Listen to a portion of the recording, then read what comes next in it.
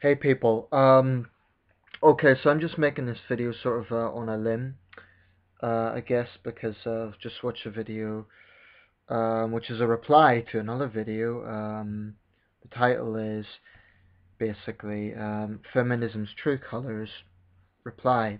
The reply is from John Lawler, who is agreeing with, I think the girl's called Marina. Well, it says response video to girls writes what. Um, This is a re-edit of a video recorded in May of 2010. It was a video response to Marina is the sex a reference. Okay, so the original is from Marina is the sex, who's made a number of videos scrutinizing feminism. I saw the original video and I saw this response, and I agree with this response completely, and the original. Just to clarify, a lot of guys on this video seem to think that the girl in the video is advocating those views. She really isn't. In her defense, all she is doing is exposing the views, and that's quite plain to see. She made that clear in her video, and John the other has made that clear as well. So people need to lay off her and stop accusing her of being an advocate of those views, when all she is doing is quoting them. But to get back to the original point, what this is about basically is Marina, the sex, that's her username. She was quoting some statements that have been made by radical feminists over the years. Radical feminists like Andrea Dworkin, Marilyn French, Valerie Solanas, and there's others. I forget all of them, but there's quite a number of radical feminists who've made some pretty extreme comments. Just to give you a sampling of these comments, and please excuse me, right now I can't, I haven't actually had time to research who made which statement exactly, but take my word for it, these were statements made by radical feminists. All men are rapists and that's all they are. I feel that man-hating is an honourable endeavour. What other ones are there? Well, those two will suffice for now. Like I say, I'm making this video on a whim.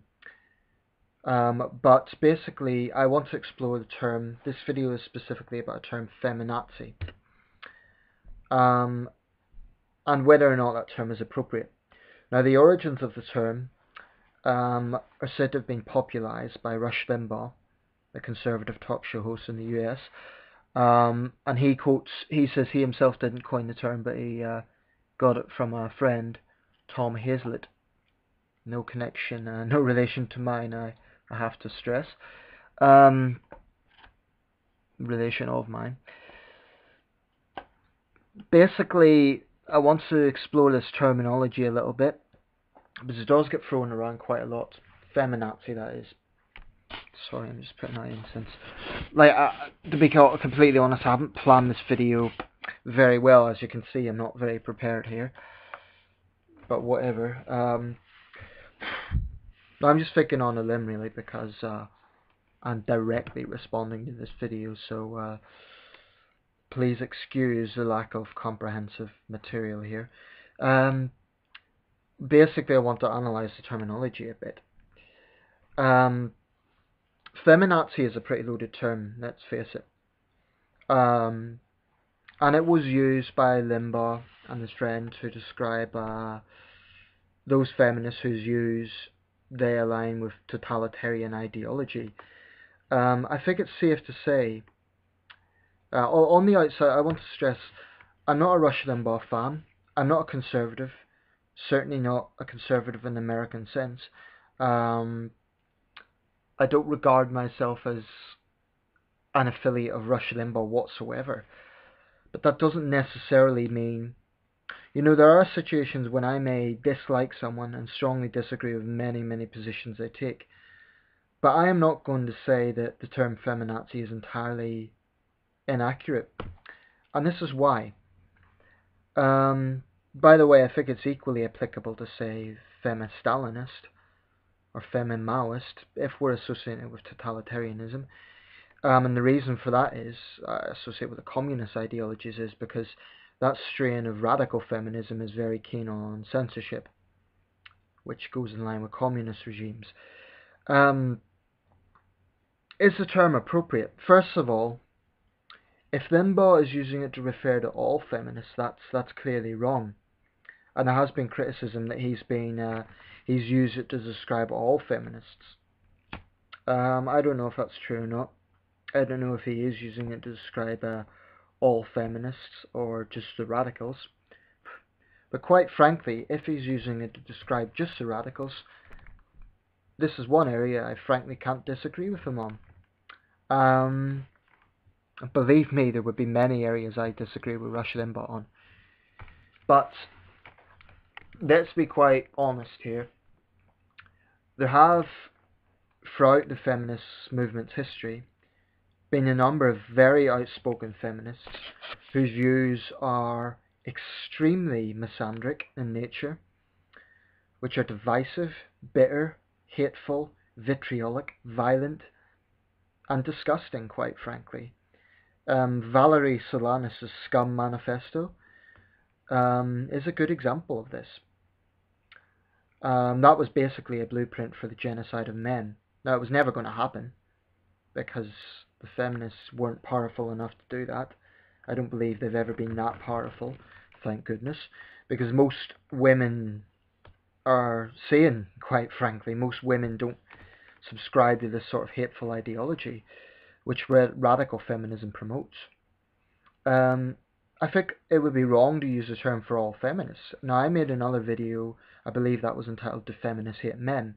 and I concluded in that video that the answer is clearly no. Not all feminists do hate men. There are feminists who are decent women who are legitimately trying to get equal rights for women and who are campaigning for women's rights. Particularly in parts of the world, such as South Asia, parts of the Middle East, parts of North Africa, where there are serious women's rights issues, parts of Sub-Saharan Africa. And in those situations, I believe feminism is a very valid movement. When I criticize feminism, I'm focusing much more on Western feminism, because I believe Western feminism has got to a point well beyond a legitimate campaign for egalitarianism, and today is basically only relevant as a divisive and hateful movement against men. Now, that doesn't mean every feminist hates men. For what it's worth, I believe some feminists have good intentions, but they're quite naive and they've been taken in by feminist propaganda. They call themselves feminists, but they actually have pretty moderate views on things. Then you get other feminists who really are quite bitter misandrists, and they're basically very nasty people who want to drive a wedge between men and women. And they are feminazis. I think, now some people may, what I was going to say is I think the term can be sort of broken down a bit, because Nazi sort of implies, genocide, and the term does get thrown about a lot, so I don't like to use it very loosely.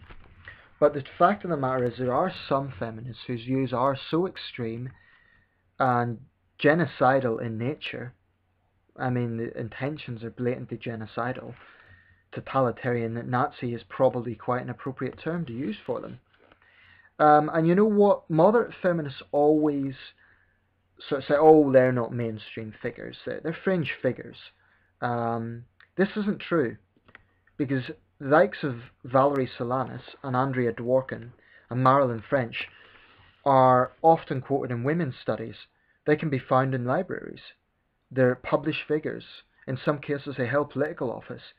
They're not some nutters in a basement somewhere. These are leading figures in the feminist movement. And even if moderate feminists don't agree with their views, I believe that moderate feminists have not done nearly enough to criticize them and condemn them. for these hateful, divisive views. They may distance themselves from them, and they may say, oh, that's not what feminism's about. We don't hate men. We aren't all like that. I know you aren't all like that. I know not every feminist is a man-hating fanatic. But I do believe that moderate feminists haven't done anywhere near enough to denounce the feminazis. To come out publicly and say, you know, this is wrong. These are man-hating extremists. We do not hate men. We have nothing against men. We simply oppose discrimination against women, something like that. They never say that.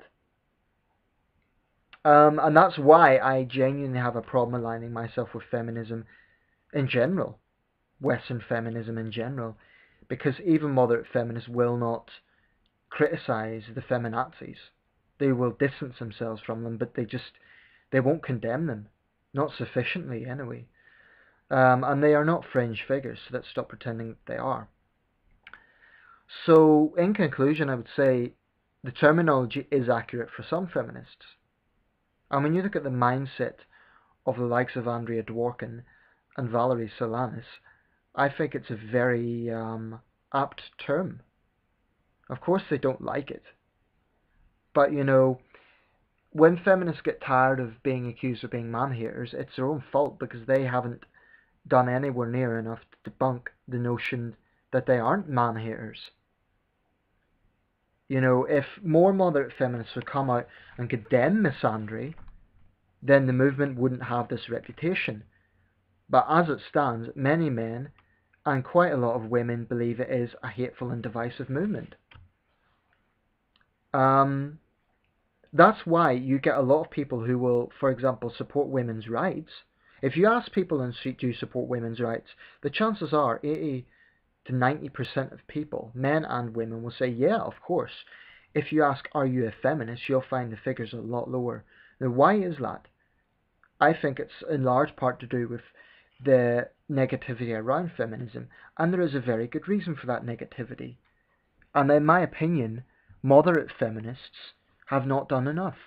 Now, I acknowledge they aren't man-haters. I acknowledge they have some valid arguments, but I also believe they haven't done enough to take on the extremists within the movement.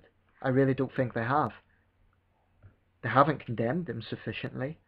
They haven't condemned misandry where it occurs, not sufficiently. And it's their responsibility to do that, because a man can't do it. Any man that, you know, points out the feminazis for what they are will simply be called some sort of neo-con who is opposed to women's rights. And that's another thing I really resent, this notion that if you're skeptical of feminism, you must be a conservative. I don't regard myself as a conservative. There are many areas where I'm pretty much to the left. I'm pro-abortion, actually, pro-choice. And on a lot of other issues, I would be considered to the left. On welfare, I'm probably to the left.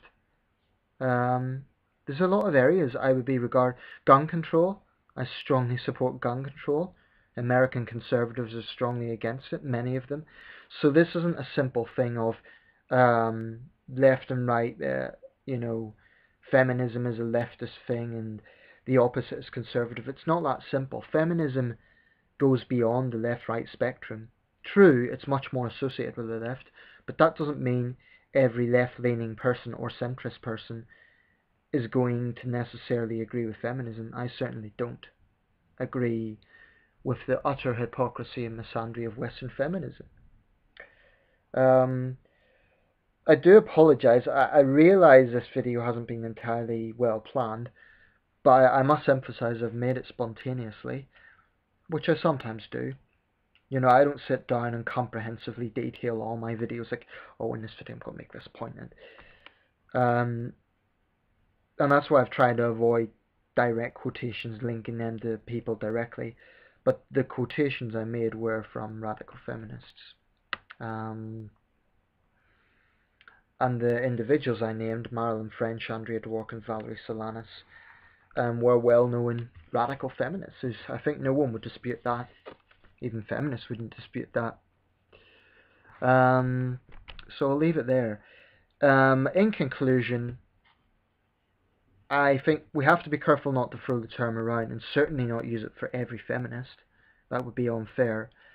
But I think feminazi or Stalinist feminists is an accurate term for a certain type of hateful, divisive, radical feminist.